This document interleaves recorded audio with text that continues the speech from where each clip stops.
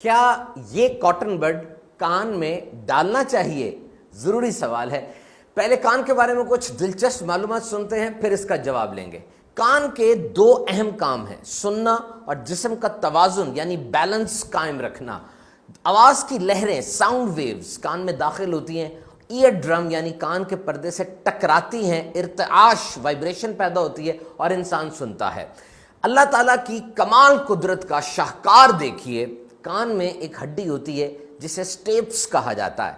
اس کا سائز صرف 3x5 ملی میٹر ہے، اتنی چھوٹی سی ہڈی ہے، اور اگر اسے کچھ ہو جائے تو انسان کی نہ صرف سننے کی صلاحیت متاثر ہوتی ہے بلکہ اس کا توازن بھی خراب ہو جاتا ہے۔ کان کا سب سے اندر والا حصہ جسے انر ایئر یا لیبرنتھ کہا جاتا ہے، یہاں سننے والا کام ہوتا ہے اور توازن بیلنس والا بھی۔ اکثر لوگ شکایت کرتے ہیں نا کہ جی سر بہت چکراتا رہتا ہے، زمین گھومتی ہوئی نظر آتی ہے، صحیح کھڑا نہیں ہوا جاتا۔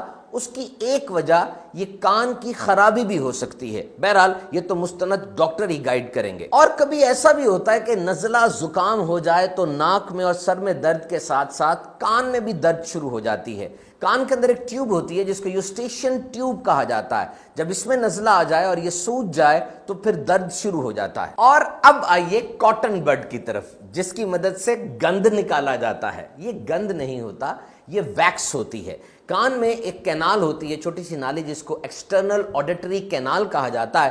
اس میں سے سیکریشنز یعنی مواد نکلتا ہے، اور یہ بہت امپورٹنٹ ہے ویکس، کیونکہ یہ کان کو گیلا رکھتی ہے، سوکھنے سے بچاتی ہے، خارش سے بچاتی ہے، کان کو انفیکشن سے بچاتی ہے، اور سب سے بڑھ کر یہ کان اور بیرونی دنیا کے درمیان ایک ڈھال ہے۔ کان کے امراض کے ماہرین ENT اسپیشلسٹ کے مطابق کاٹن بڈ کان میں نہیں ڈالنا چاہیے۔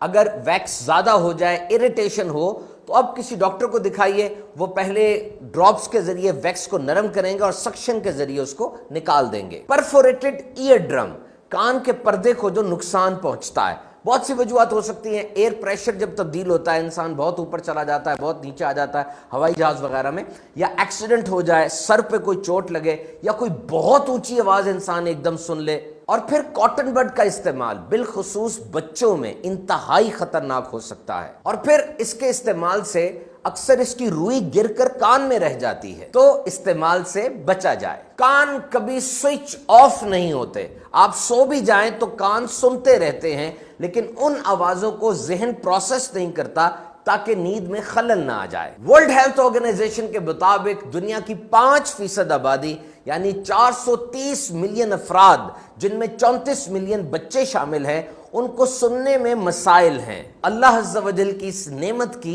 قدر کیجئے۔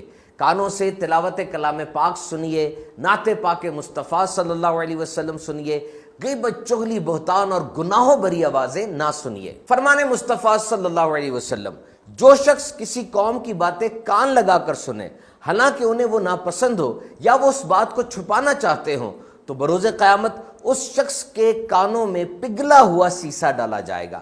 اللہ تعالی ہمیں آخرت کے عذاب سے بچائے اور نیکیاں کرنے کی توفیق عطا فرمائے۔